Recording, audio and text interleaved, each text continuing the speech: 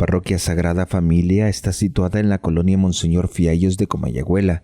Es un espacio de encuentro espiritual, servicio comunitario y profunda devoción mariana. Esta parroquia se ha convertido en un referente de vida cristiana en la zona, gracias a su dinamismo pastoral y a su cercanía con las realidades del pueblo de Dios. Fue fundada el 1 de junio de 1947 y desde sus inicios, esta parroquia ha sido un centro de evangelización y acción pastoral, acompañada por los sacerdotes de la Orden Mercedaria, quienes guían al pueblo de Dios con cercanía, entrega y espíritu misionero.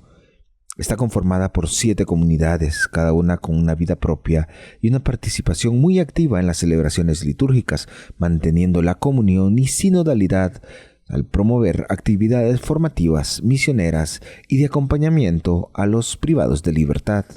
Esta es la casa en la actualidad de Fray Halmar Calix, a quien conoceremos a continuación.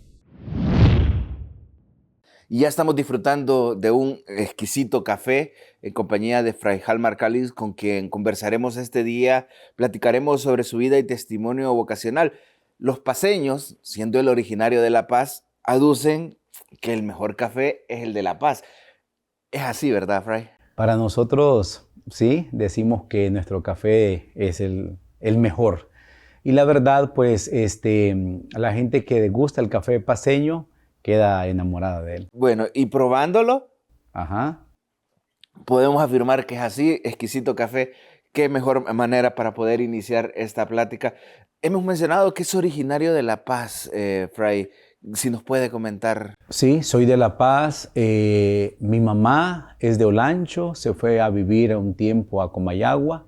Mi papá es de Marcala, ¿verdad? Y entonces se conocieron en una zona cercana a Comayagua y ya se establecieron en La Paz. Y ahí nacimos ya, mis hermanos y yo. Una familia numerosa, entiendo que son 5 hermanos. Actualmente 5, éramos 6, ¿verdad? 6 hijos. Éramos 7, una hermanita murió recién nacida, entonces al final 6. Y dentro de estos 6, ¿usted es el mayor, el menor, el de en medio? Yo soy el menor. El consentido. Bueno, así dicen. Sí. Es decir, una familia bastante numerosa. ¿Puede hablarnos de sus hermanos para poder entender cómo es esta conexión familiar que ha tenido? Una familia, sí, numerosa, 5 hermanos y yo 6, ¿verdad? Mis papás, personas muy sencillas, personas que no terminaron su escuela, pero personas muy trabajadoras, muy luchadoras, muy católicos, ¿verdad? Tengo muy presente en mis recuerdos mi madre y mi padre, el ir juntos, ¿verdad?, a la Eucaristía, siempre nos transmitieron la fe. Y luego mis hermanos, mi hermana mayor, ¿verdad?, que ya Dios ya la llamó a su presencia. De ahí sigue un hermano que vive en La Paz, se llama José Anael. Luego sigue otro hermano que está en San Pedro Sula, se llama Marlon Javier. Otro hermano, Nelson Edgardo, que también vive en San Pedro. Y mi hermano Elmer Otoniel, que vive en La Paz. Y yo, que actualmente pues estoy aquí. Al escuchar los nombres de sus hermanos nos llama la atención y queremos preguntarle, ¿de dónde el nombre Halmar? Porque no es nada común. Sí, no es nada común. Imagínese, a mí a veces me preguntan, ¿y usted es extranjero, verdad? Y le digo, no, hombre, le digo, yo soy 100% paceño, ¿verdad? Por el nombre, dicen. Pues yo ahí alguna vez investigué, dice ese nombre que se usa mucho en Países Bajos y creo que significa como luchador con casco o algo así, ¿verdad? ¿Quién se lo puso? Como mi mamá, después de haberme dado a luz, el doctor que la atendió le aconsejó ese nombre que le gustaba y mi mamá lo aceptó y así pues me dio ese nombre de Halmar Adonis Calix Vanegas. ¿Cómo fue crecer en La Paz? Muy bonito, la verdad es un pueblo, siempre recuerdo un periodista que cuando da su reporte por uno de los noticieros, siempre dice, desde el lugar que hace honor a su nombre, La Paz. Es un lugar tranquilo, ¿verdad? Donde pues nos conocemos la mayoría de las personas. Crecí en una escuela católica, en una escuela mercedaria, escuela parroquial Nuestra Señora de la Merced, que justo ahí estudiamos varios de los hermanos, ¿verdad? Entonces crecí muy de cerca ahí en la iglesia, en la parroquia Nuestra Señora de los Dolores, y visitando la capilla de Nuestra Señora de la Merced, que está a 2 cuadras de donde yo nací y crecí. ¿A qué se dedicaban sus papás en esos momentos? Mi papá llegó a La Paz procedente de Marcala con mi abuela, Dominga Calix, y ella trabajó con el papá de Roberto Suazo Córdoba. Llegó a ser ahí ama de llaves en esa casa, y mi papá también ahí creció y ahí trabajó con don Julián Suazo. Aprendió ahí el tema de el conducir, ¿verdad? El tema de la siembra, pero después, de una forma autodidacta, aprendió la mecánica y entonces trabajó muchos años como mecánico. Y mi mamá se dedicó 25 años, tuvo un puesto pequeño de venta de comida. En ese ambiente creció y nos gusta mencionarlo, Fray, sobre todo porque al querer conocer su testimonio vemos características muy puntuales. Las familias hondureñas tienen esta característica de la sencillez, de la cotidianidad, es decir, nada fuera de lo común, una experiencia que marcó las alegrías, las tristezas. ¿Era travieso? ¿No era travieso? Queremos conocer todos estos detalles y sobre todo para tener en cuenta que muchos jóvenes que hoy en día el Señor sigue llamando viven esta misma experiencia cotidiana de estar en familia. Sí, una niñez normal.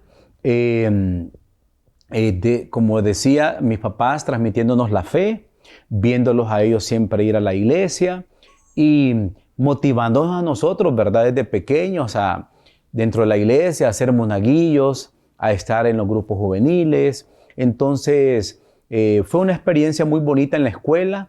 Mis compañeros, los varones, éramos pocos en el aula. Nos llevamos hasta el día de hoy. Ya todos mis compañeros varones ya están en su vocación, en el matrimonio, y nos seguimos viendo, nos seguimos reuniendo, nos seguimos comunicando. Entonces fue una adolescencia y una infancia muy normal, muy común, ayudando a los quehaceres de la casa, a lo que a uno le pide mamá y papá hacer, ¿verdad? ¿De niño qué quería hacer? Yo en algún momento pensaba como ser médico, inicialmente, ¿verdad? Pensaba como en ser médico. Después pensé como estudiar medios de comunicación, en algún momento pensé en eso. Pero ya por último me fui orientando a la administración y me llamó mucho la atención eso y al final eso fue lo que terminé estudiando. El tema de los negocios fue llamándole la atención. Creo que por ver a mi mamá que tenía ese negocio de comida y mi papá después de trabajar en la mecánica inició una pequeña empresa de transporte. Un amigo le ayudó facilitándole un préstamo para que comprara su primer vehículo, un autobús pequeñito. Y así comenzó él. Entonces creo que al verlos a ellos, también a mí me nació ahí el gusanito también del negocio, ¿verdad? Y entonces al final terminé estudiando eso, administración de empresas. Y ya queremos ir conociendo esos detalles. La escuela, me dice, la cursa en La Paz, en una parroquia mercedaria. Es decir, el primer acercamiento a Nuestra Señora de la Merced y a la orden es allí. Pero el deseo de ser sacerdote, de entrar a la vida religiosa, ¿surge ahí o surge después?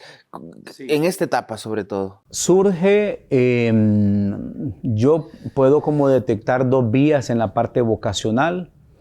En la escuela se nos pide ir todos los domingos a la misa dominical, porque el lunes había evaluación. La famosa pregunta, ¿qué había dicho el padre en la homilía, verdad? Entonces, no solo era ir a misa, sino prestarle atención al padre. Prestarle atención porque las religiosas franciscanas en eso eran muy exigentes, ¿verdad? El lunes ahí estaba la pregunta, ¿verdad? El comentario del Evangelio, qué había dicho el padre. Y ahí conocí yo fue cuando comencé a tener contacto con los sacerdotes mercedarios. Conocí ahí al padre Jesús Martínez Landín. A mí me gustaba mucho de pasar a proclamar la palabra, ¿verdad? Y él me invitó a los 8 o 9 años. Él me dijo, tú cuando seas mayor vas a ser sacerdote, me dice. Palabras proféticas. Hoy esa es la lectura que hago, ¿verdad? Palabras proféticas. Me dijo, tú vas a ser sacerdote. Y dice, vas a estudiar en uno de nuestros colegios, dice que hay en Puebla. Te vamos a llevar para allá, para que allá estudies tu bachillerato, ¿verdad? Pero uno niño, ¿verdad? ¿Qué va a creer en eso?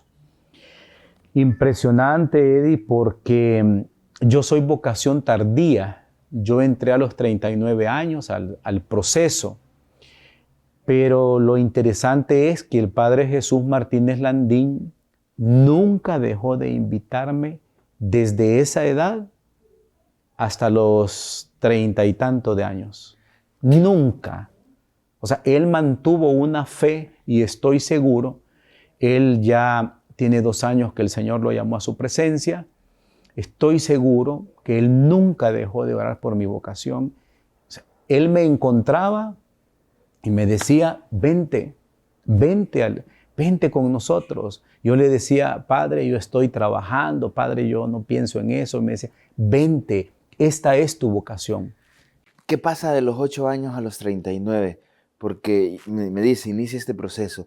Es decir, la adolescencia llega, el estudio secundario, me imagino, llegarán novias, llegará la parte afectiva. ¿Cómo se vive esta juventud? Porque se deja como de lado esta etapa, entiendo. Yo sigo, Eddie, un proceso normal, la escuela. Yo me vine a los 11 años a la capital a estudiar al técnico Luis Bográn. No fue muy grata la experiencia, pero ahí hice yo mi ciclo, ¿verdad? Común en el técnico Luis Bográn. Y luego yo ingresé al INTAE, ¿verdad? A estudiar bachillerato en administración. Siempre con esta misma idea de la administración. Siempre con la misma idea de la administración, ¿verdad? Estudié en el INTAE y terminando ahí, yo me fui a San Pedro Sula, ¿verdad? Un tiempo a trabajar, me regresé a Tegus a seguir la universidad. ¿De qué trabajaba? El primer año trabajé de asistente contable, ¿verdad? Solamente trabajé 1 año porque miré que avanzaba poco en la universidad y yo quería terminar pronto la universidad, entonces luego me dediqué totalmente a la universidad. Yo me regresé a Tegucigalpa, terminé la universidad, una vida normal, ¿verdad? Siempre iba a la iglesia, a los grupos, pero también me gustaba mucho tener amigos y ya en la universidad el salir también, ¿verdad? Divertirse. Y luego al concluir la universidad me regresé a San Pedro Sula a trabajar y tuvimos la experiencia, Eddie, con 2 hermanos mayores, iniciar un negocio propio. Y entonces fundamos una compañía constructora, electromecánica y civil, ¿verdad? Y en eso comenzamos a trabajar en San Pedro. Yo trabajé 16 años.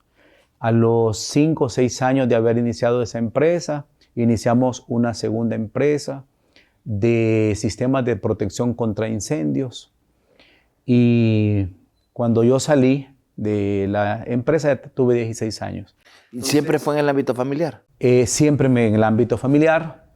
Y ahí era, ya en ese tiempo, sí era el tiempo de los momentos de la contradicción, ¿verdad? No sabía qué hacer.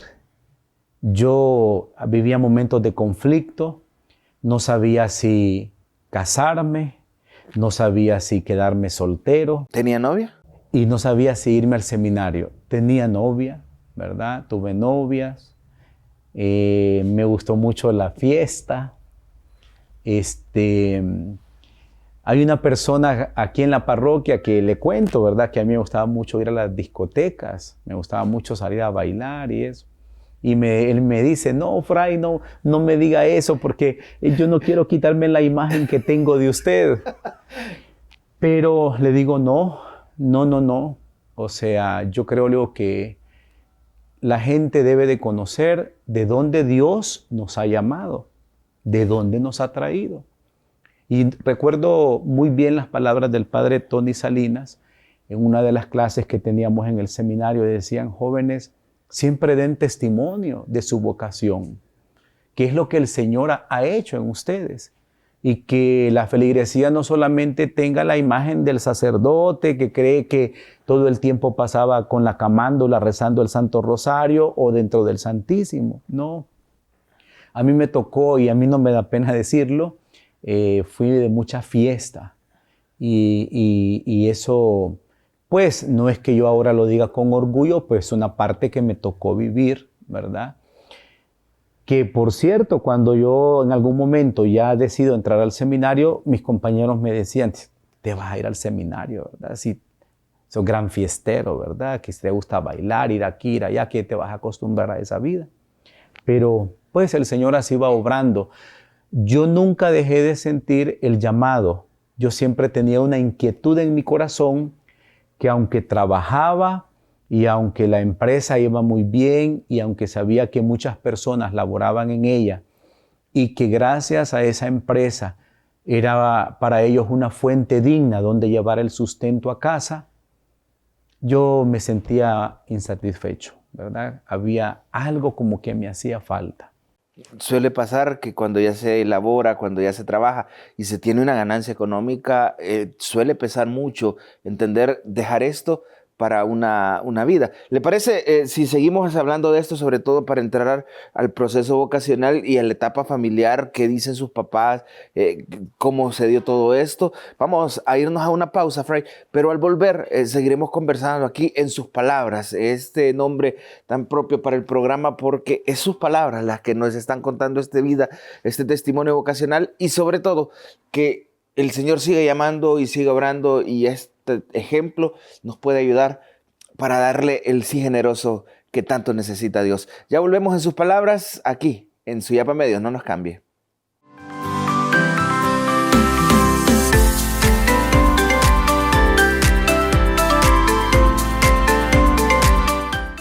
Continuamos en sus palabras dialogando con Fray Halmar Calix. Nos hemos trasladado al interior de la parroquia Sagrada Familia, el lugar donde actualmente está prestando su servicio, del cual hablaremos más adelante. Nos habíamos quedado en las fiestas, nos habíamos quedado en ir a la discoteca, en trabajar, pero la idea del seminario seguía presente. Antes de hablar del tema vocacional directamente, ya la respuesta que le dio Fray, me interesa conocer esta etapa de la familia. Estaban trabajando con sus hermanos en una empresa familiar, crearon otra, generaban trabajo, o sea, estaba viviendo a plenitud esta vocación primaria que había tenido de los negocios. Pero dentro de toda familia siempre hay problemas. Entiendo que en su familia también pasó dificultades, pasaron luchas, situaciones que les han marcado, y sobre todo mencionarlo por el tema vocacional, porque los vocacionados, es decir, los que Dios va llamando, no es que están en una burbuja. Claro. Viven una experiencia concreta de alegrías, tristezas, luchas, dificultades. Es el caso que le tocó vivir. Sí, uno, Eddie, va avanzando en la vida, en sus proyectos personales, en alguna relación con Dios, y uno lo que menos piensa o espera son vivir situaciones difíciles, ¿verdad? Entonces, éxito profesional en la carrera, en la empresa, económicamente muy estable, muy bien, ¿verdad? Lo que uno anhela lograr, estar económicamente estable y tener esa fuente para ayudar a sus padres y, podríamos decir, entre comillas, vivir bien, ¿verdad? Y entonces mi mamá comenzó con enfermedades, el tema de la diabetes, varices en el esófago, hipotiroidismo, y mi mamá luego comenzó con un tema de cirrosis hepática. Entonces era un cuadro clínico bastante fuerte. Después de la cirrosis hepática vino el cáncer de hígado. Una situación muy dura, muy complicada. A mi madre los médicos le dan únicamente 6 meses de vida. Ya con esto yo a mi papá y mi mamá ya los había llevado a vivir conmigo en San Pedro Sula. Yo cuidaba de ellos. Y entonces iniciamos el proceso de quimioterapia, ¿verdad? El tema de implante era imposible por el avanzado que estaba el cáncer. Y entonces comenzamos a centrarnos en que mi madre pudiera tener la mejor calidad de vida y que incluso pudiera superar los 6 meses que decían los médicos. Esa era la opinión médica, pero decíamos nosotros, Dios tiene la última palabra. Y en ese momento nos tocó, mi mamá estaba avanzando en el tratamiento muy bien, iba muy bien. Los médicos decían que ellos creían que mi mamá iba a superar el cáncer, porque mi madre era de mucha fe y una mujer con una entereza única. Se aproximaban sus bodas de oro, 50 años de matrimonio. Y el tema de la quimioterapia iba en lo mejor. Entonces nosotros quisimos, desde la vista de la fe, celebrar las bodas de oro de una manera sencilla, reconocerles a ellos todo lo que habían hecho en el matrimonio, porque ha sido un matrimonio ejemplar. Y ya programamos todo, Eddie, la Eucaristía, la fecha, el lugar en La Paz. Formamos un coro Nuestra Señora de la Merced, para que cantara la misa de las bodas de oro. Se encargó Eddie los arreglos para la iglesia, el lugar de la fiesta, y entonces la Eucaristía y la celebración era un sábado, y un viernes, o sea, un día anterior, en la mañana, secuestraron a mi única hermana mujer, la hermana mayor de todos nosotros. Y obviamente eso fue un momento duro, fue una situación que uno no lo tiene en planes, en proyectos. Y no recuerdo exactamente el tiempo, pero creo que estuvo unos 8 o 10 días secuestrada y murió, ¿verdad?, en el secuestro. Fue una etapa muy difícil. Su cuerpo fue dejado en el basurero público de Comayagua. Y cuando fuimos notificados de ese cuerpo que se había encontrado ahí, ya habían pasado 3, 4 días. Entonces ya identificar el cuerpo era algo muy difícil, muy complicado, fue una cuestión muy dura. Tuvimos que cancelar la fiesta de mi mamá, la misa. Y nosotros creíamos que en ese momento, al darle la noticia a mi madre, creíamos que ella iba a fallecer por su estado de salud, ¿verdad?, que era muy frágil. Pero bueno, las cosas suceden, Eddie. Yo estoy seguro que Dios, a través de todo esto, va forjando el corazón humano, va tejiendo una historia. A pesar de estos momentos difíciles, creo que el Señor, con su sabiduría, con su poder, va sacando cosas buenas para el hombre. Mi madre siempre visitó la cárcel, siempre llevó comida el 6 de enero a los privados de libertad. Y el secuestro fue dirigido desde una cárcel. Y bueno, Dimos cristiana sepultura a mi hermana un jueves santo y gracias a Dios mi madre logró soportar ese peso, ese dolor, y no solamente vivió 6 meses, como decían los médicos. Mi madre llegó a vivir 18 meses. O sea, era algo admirable. De hecho, el siguiente año celebramos los 51 años de matrimonio porque quedó ese anhelo, ese deseo. Ya el cáncer había avanzado muchísimo, pero logramos celebrar los 51 años de matrimonio, aún en medio de esa nostalgia, de ese dolor. Y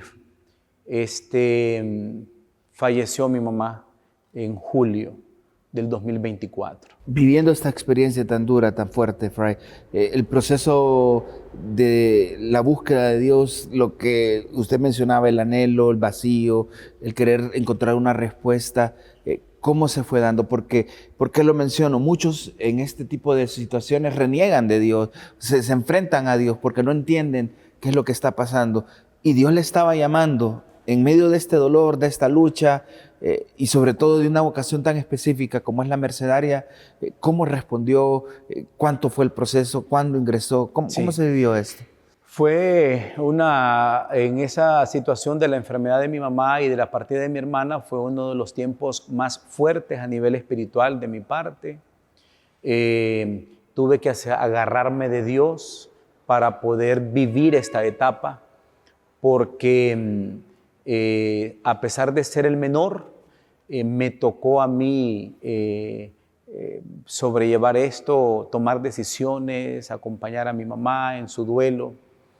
Entonces, nunca renegué de Dios, mi madre nunca renegó de Dios, mi padre tampoco. Seguí trabajando, seguí avanzando, momentos que me sentía bien humanamente, espiritualmente, y otros momentos en crisis, ¿verdad? De qué hacía con mi vida. Y yo comencé a hacer una oración, Eddie, que a mí me ayudó mucho.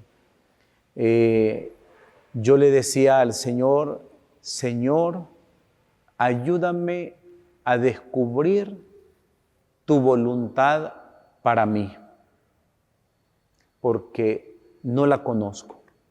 Y si lo que tú quieres para mí, yo no lo he considerado, ayúdame a asumirlo. Ayúdame a hacer lo mío.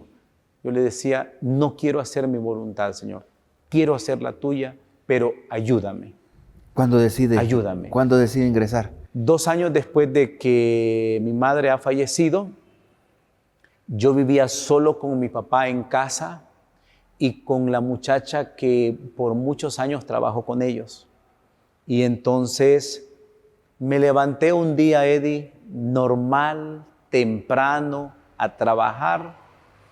Y cuando llegué a la oficina me percaté que mi hermano ya estaba ahí, uno de mis hermanos, e hice algo que no hacía.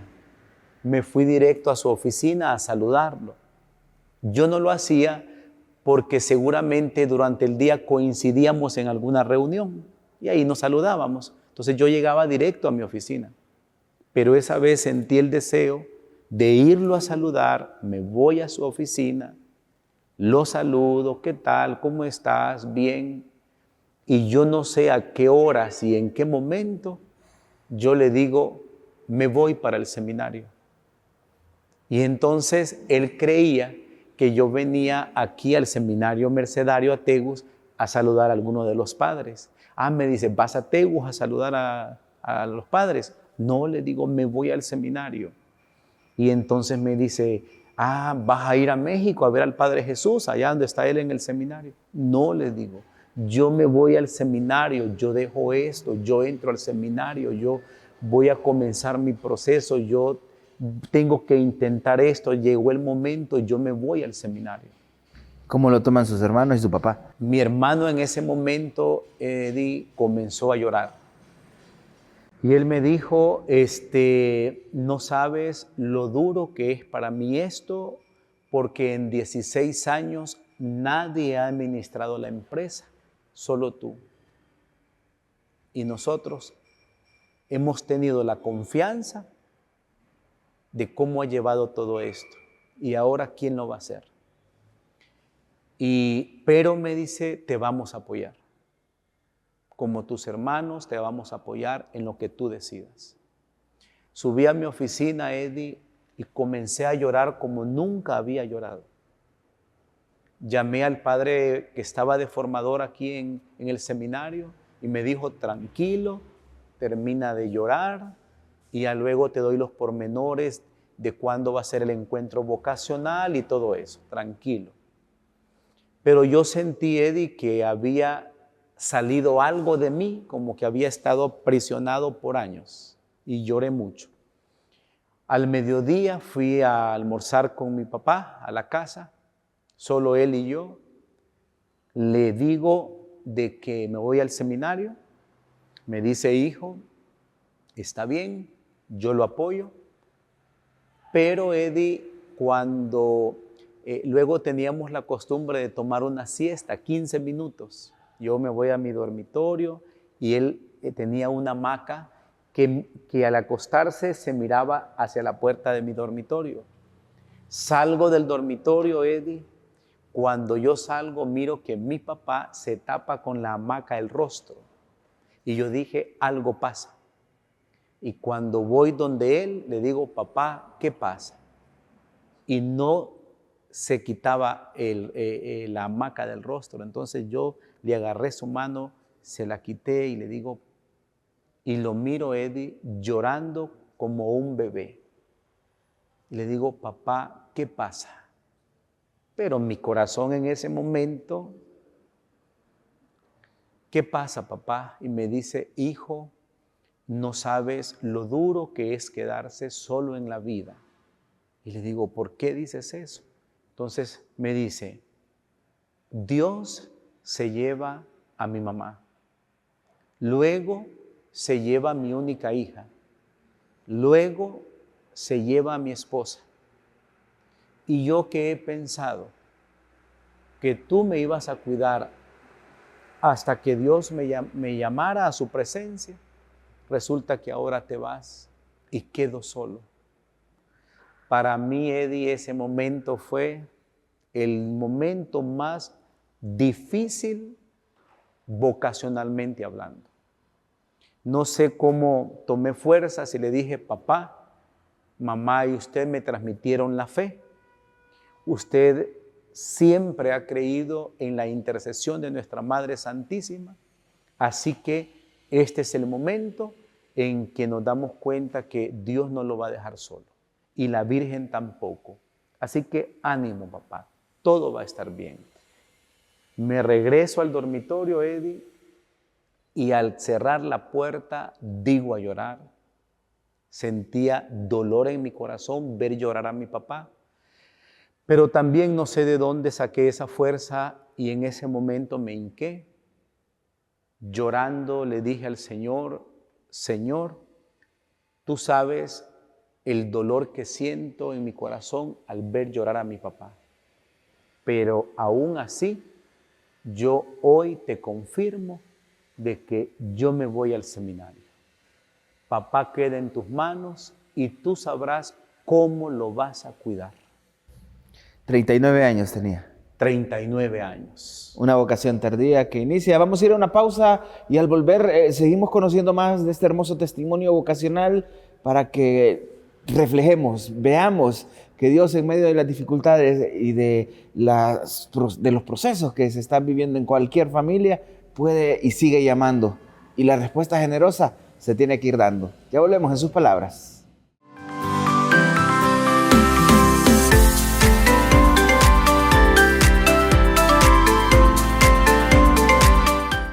Continuamos en sus palabras dialogando con Fray Halmar Calix. Hablábamos antes de la pausa de esa decisión en medio de las dificultades, de las luchas que le había tocado sobrellevar. Pero Fray, 39 años, hablamos de una vocación tardía. ¿Cómo vivió esta experiencia entendiendo que la mayoría de los vocacionados, 19, 20, 21 años, llegan a vivir esta experiencia y su proceso vocacional le toca experimentarlo en ese ambiente? Yo creo, Eddie, que hemos escuchado mucho esa frase de que Dios no llama a los capacitados, ¿verdad? Sino que Dios capacita a los que llama. Entonces yo creo que Él nos va ayudando en este proceso. Para mí fue un cambio radical del estilo de vida que tenía hasta ese momento y a venir a vivir aquí a San Matías, donde está el seminario mercedario, y sobre todo llegar a introductorio, donde yo tengo 39 años y mis compañeros son de 19, 20, no sé. De hecho, ellos me decían el abuelo en el aula. Y todo el tiempo que nos tocaba presentarnos en una clase, al momento de decir la edad, cuando me tocaba a mí era el momento del relajo y todo por mi edad. O en las clases cuando se hablaba de Moisés, me decían los compañeros, Halmar, tú que conociste a Moisés, ¿cómo era?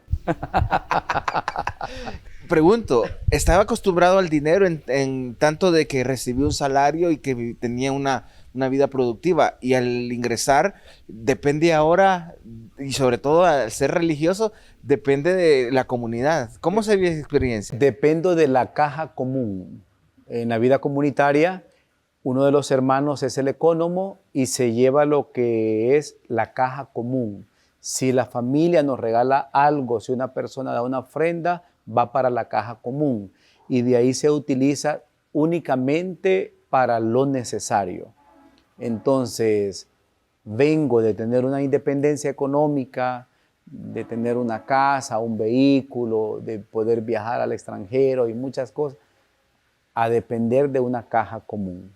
Y en el seminario, que era un proceso todavía más complicado. Claro, y también en la parte de la obediencia, después de dirigir personas en un proyecto, uno en un proyecto puede llegar a dirigir desde 100 personas hasta 400, 500 personas en un proyecto de construcción, a obedecer a un formador. Creo que Dios va capacitando para uno asimilar o asumir ese nuevo estilo de vida. Y yo digo algo particular, y esto, Eddie, no para una vanagloria o un reconocimiento, sino para que las personas que vean este programa puedan ver lo que pasa, ¿verdad? Y que Dios nos ayuda y nos asiste. Mi hermano me decía, mira, no renuncies a la empresa, no renuncies. Nosotros te vamos a estar ayudando mensualmente. Yo le dije, no puedo, ¿verdad? Porque si yo estoy respondiendo a un llamado que Dios me ha hecho, yo tengo que responder con entereza y con confianza desde el inicio. Pero te imaginas yo estar viviendo, pero con la esperanza puesta aquí en ustedes. Entonces, no, le digo, yo renuncio a todo. Y yo renuncié a todo, Eddie, a todo. Y desde que tomé esa decisión hasta el día de hoy, Eddie, a mí nunca me ha faltado nada. Lo necesario para vivir yo lo tengo y nunca me faltó ni en el proceso de formación ni ahora ya en el sacerdocio. La Vicaría de la Merced, que es propiamente aquí en nuestro país, inician sus estudios en el Seminario Mayor Nuestra Señora de Suyapa. ¿Ahí le toca vivir la filosofía? Ahí nosotros en este proceso ya de estudio vivimos en el seminario en San Matías, que está a unos 45 minutos de aquí. Tenemos que viajar todos los días al seminario de Suyapa, ahí hacemos la filosofía. Yo, como ya había estudiado en la universidad, me dispensaron algunas clases. Yo hice solamente 2 años de filosofía. Luego tenemos que ir a Valle de Santiago, Guanajuato, 1 año a vivir la etapa del noviciado. Y luego regresamos y nos volvemos a incorporar al seminario de Suyapa para estudiar 4 años de teología. En mi caso, mi proceso fueron 7 años de estudio. El proceso del noviciado, vivir este carisma que en el caso de los mercedarios es en torno a su fundador y la espiritualidad de la liberación de los cautivos. ¿Cómo vivir esta experiencia y entenderla a los ojos de Diofre cuando en su familia pasó esta situación con un privado de libertad que envía a secuestrar a su hermana y que ella fallece, la asesinan, y que su mamá le dijo, no te olvides de visitar las cárceles. ¿Cómo vivir, cómo entender todo esto? Yo creo que el proceso del noviciado, que es un año, es fundamental porque ahí nos dedicamos en ese año, es un tiempo más para la oración, para la vida comunitaria y para poder estudiar más la historia de nuestra orden. Ahí conocer más de la vida de San Pedro Nolasco, nuestro fundador, más a Cristo Redentor, que es también un pilar fundamental de nuestra espiritualidad. Y yo creo que ahí se conjuga lo que también nos enseñan nuestros padres. Para mí fue un testimonio fuerte de mi madre antes de morir, que nos dijo, hijos, nunca dejen de visitar a los privados de libertad, sabiendo que desde una cárcel se atentó contra la vida de mi hermana. Entonces, para mí ha sido uno de los mayores testimonios de perdón y a la vez de compromiso con ese mandato de Jesús que nos deja en Mateo 25 de poder visitar los privados de libertad. Y entonces, estudiando el carisma mercedario y conociendo más esa espiritualidad, nos damos cuenta, Eddie, que el ser humano, podemos hablar de privados de libertad en una cárcel, pero podemos hablar también de privados de libertad, por ejemplo, a nivel espiritual. Una persona que no perdona, una persona que aunque haya vivido un hecho como ese, que no se le desea a nadie, camina por la vida cargando algo, es una persona que realmente yo creo que es peor que estar en una cárcel, porque es ser privado ya en su corazón a nivel espiritual. Y entonces ahí se vive pues lo que se llama realmente poder vivir la libertad de los hijos de Dios. Conocer que Cristo vino para redimirnos a nosotros y enseñarnos una nueva manera de vivir. Eddie, para mí es felicidad visitar la cárcel. Para mí es felicidad visitar los hermanos privados de libertad. Ya para mí es necesario hacerlo. Vivo esa pastoral con entusiasmo, con alegría. Y allá en el noviciado, Eddie, sí, eso yo lo pedí, que pudiéramos visitar la cárcel, y estuve un año yendo a hacer pastoral a la cárcel de máxima seguridad en Valle de Santiago, Guanajuato. Entonces creo que ahí uno experimenta realmente si uno ha perdonado o no, ¿verdad? Yo creo que alguien que no ha perdonado ni quiere acercarse a una cárcel sabiendo que de ahí nació algo en contra de la familia. No, yo voy con total libertad y me gusta compartir con los hermanos privados el Evangelio y hablarles de esta nueva forma de vida que el Señor nos presenta. Pasa este año de noviciado, Fray, y vuelve a Tegucigalpa, pasan 4 años de la teología, llega el momento de la ordenación diaconal, una experiencia que también va marcando, pero antes de esto entiendo que como religiosos le toca ir realizando votos, primero temporales y de ahí los perpetuos, que es la alianza definitiva con Dios. Así es, tenemos que hacer mínimo 3 renovaciones de votos simples. Viví todo ese proceso durante la teología. Regresé, como nosotros interrumpimos nuestro proceso por ese año que nos vamos, a conocer nuevos compañeros. Yo a los compañeros de teología, a los compañeros diocesanos no los conocía, ¿verdad? Y entonces a iniciar ese nuevo proceso y apoyados con ellos, ya viví yo incluso los votos solemnes. Todos mis compañeros en ese momento diocesanos fueron a mi profesión de votos solemnes a La Paz, ¿verdad? Y ya pues luego prepararnos para entrar al diaconado, que también lo recibí con el hermano Wilson y con el hermano Alberto Enamorado, de manos del cardenal. Recibimos el diaconado en la basílica en una misma fecha. Su papá estuvo presente tanto en esta ordenación diaconal como en la sacerdotal, que entiendo fue en su lugar nativo, ahí en La Paz. Claro, mi papá ha sido una pieza fundamental en este proceso porque si bien es cierto, lloró el día que le di la noticia, de ahí en adelante, Eddie, mi padre, siempre me ha apoyado en mi vocación.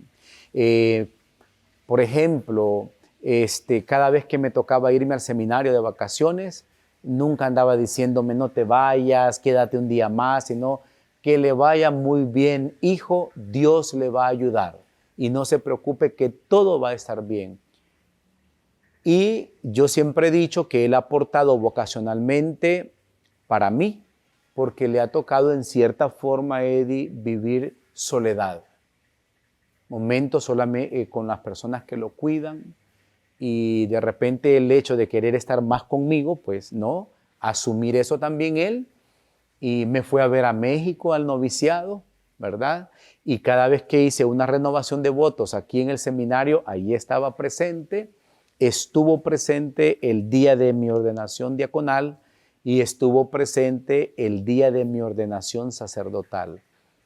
Actualmente tiene 95 años, tiene Alzheimer, me conoce perfectamente, al igual que a mis hermanos, y a veces yo me revisto, ¿verdad?, el alba y frente a él y le digo, papá, mira, y le digo, ¿qué soy? Y él me queda viendo y dice, sacerdote, dice. ¿Y qué piensa de esto? Le digo. Escogió lo mejor, me dice. No pudo haber tomado mejor camino, me dice.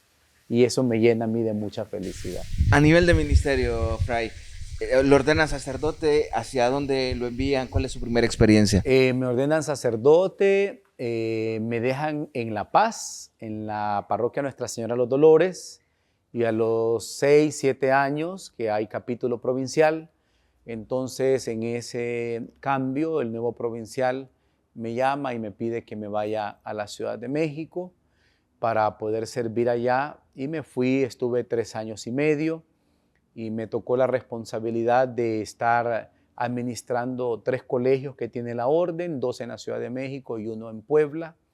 Me tocó también ser responsable de una casa de espiritualidad en Puebla y ser responsable de una capilla, la Merced Vía de las Flores, también allí en Puebla. Ahí estuve 3 años y medio y luego nuevamente con el cambio de provincial y de su consejo, sale electo el padre Agustín Lara, que estuvo en esta parroquia casi 10 años. Le toca irse a México, ¿verdad?, a servir ya de consejero, y entonces se abre la oportunidad para que yo venga aquí a Tegucigalpa. Llevo ahorita 1 año de estar acá y próximo a celebrar mi 5º aniversario sacerdotal el 21 de noviembre. Fueron algunos meses primero en La Paz, luego México y ahora aquí en Tegucigalpa. Una de las acciones que queremos destacar en su vida es este Ministerio de Liberación. Al visitar las cárceles hondureñas, ¿cuál ha sido esta experiencia? Es una experiencia fuerte, es una realidad concreta donde se necesita una palabra, ¿verdad?, que pueda ayudar a los hermanos privados de libertad a no perder la esperanza, a prepararse para que cuando salgan de la cárcel puedan reinjertarse nuevamente a la sociedad siendo personas de bien. Entonces, ahí se necesita la palabra de Cristo, que es la única que nos puede ayudar a nosotros a poder tener un nuevo horizonte y sobre todo a darnos cuenta, Eddie, que Cristo no nos condena, que Cristo nos da la oportunidad. Para Él siempre es oportuno volver a iniciar. Entonces, esta experiencia la vivo con mucho entusiasmo, con mucho ánimo. Actualmente estamos yendo a la cárcel de Támara los miércoles por la tarde y el jueves por la mañana vamos a PNFAS, que es donde están las mujeres. Y ya este viernes, por ejemplo, me toca ir a la cárcel de Siria, que ya se nos dio la oportunidad para entrar con la evangelización allá. Que sea de mucha bendición esto. Fray, Usted es religioso, es sacerdote. ¿Cómo es la vida, el diario vivir, el día a día de un sacerdote, de un religioso? ¿Se levantan, hacen oración, hacen deporte? ¿Qué es lo que hacen? En primer lugar, es fundamental la vida comunitaria. Aquí en esta parroquia Sagrada Familia me toca convivir con Fray Iván Herrera, que es mexicano.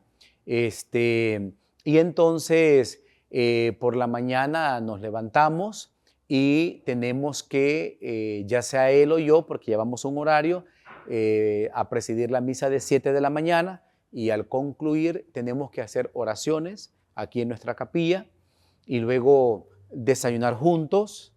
Tratamos de desayunar, comer y cenar juntos para fomentar la vida comunitaria. Y luego por la mañana o por la tarde ya nuestras actividades pastorales que nos corresponden a cada uno. Y por la noche nuevamente entrar a capilla para hacer completas. Y luego tratamos de hacer momentos de dispersión, ¿verdad? Pero que sean siempre a nivel de vida comunitaria. Ver una película, a veces visitar a algún hermano sacerdote, ir a alguna comunidad de las nuestras. Tratamos de que siempre haya algo comunitario que hacer. ¿Qué le gusta hacer a Fray Halmar? ¿Cuáles son esos pasatiempos, esos hobbies? A mí me gusta mucho, más que todo, reunirme, conversar, platicar, comer algo, ¿verdad? Y eso tratamos de fomentarlo siempre. ¿Deporte? Deporte actualmente no hemos podido, no me ha gustado mucho correr, pero ahorita no lo he podido hacer y lo tenemos así como esperando. ¿Sabe cocinar, Fray? No mucho, pero alguna vez lo he hecho y ahí estoy pendiente de hacerle a los hermanos y invitar a algunos a comer enchiladas de salpicón, que las hacía mi mamá y aprendí de ella a hacerlas. Para ir finalizando ya esta plática tan amena, Fray, ¿qué decirle a los jóvenes que están con esta inquietud? Porque el objetivo primordial es que a través del testimonio podamos seguir promoviendo la vocación en nuestro país. Yo quiero decirle a los jóvenes que realmente Dios llama. Tenemos nosotros un Dios que es vivo, un Dios actual, un Dios que se hace presente en nuestra vida. Y aunque nosotros tengamos proyectos, planes establecidos, Dios siempre acontece en nuestra vida y nos presenta opciones nuevas. Yo quiero decir a los jóvenes que no tengan temor, que no tengan miedo de abrirse a esos nuevos proyectos que Dios pone en nosotros, que no tengamos temor a ello, que podamos hacer esa oración siempre de decirle: Señor, yo quiero hacer tu voluntad y no hacer la mía. Ayúdame a descubrirla, y si es algo que yo no lo he contemplado, que tú también, Señor, me des la fuerza para poder asumir ese nuevo proyecto que tienes para mi vida. Yo creo que con esa oración Dios hace grandes cosas en nosotros, ¿verdad? Y nos ayuda en este proceso. Así es que ánimo, jóvenes, a no tener miedo ni temor a decirle sí al Señor. Hemos conversado con Fray Halmar Calix. Él es actualmente párroco en la parroquia Sagrada Familia en Comayagüela. La invitación para que usted pueda sintonizar cada semana en sus palabras este programa testimonial que quiere promover la vocación a través del testimonio de nuestros pastores.